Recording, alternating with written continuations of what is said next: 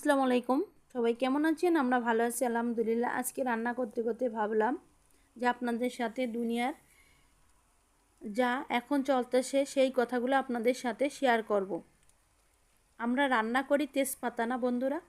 সে তেজপাতা নিজের রং, স্বাদ, ঘ্রাণ সব কিছু দিয়ে অন্য রান্না সুস্বাদু করে, অথচ সব থেকে তাকে আলাদা করে দেওয়া হয়।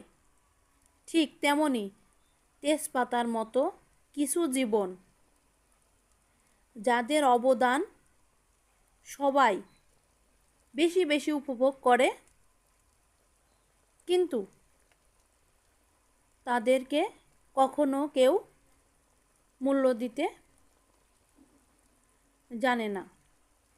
বর্তমানে এগুলোই চলতেছে, তাই আপনাদের সাথে ভাবলাম শেয়ার করি। ভিডিওটা যদি ভালো লেগে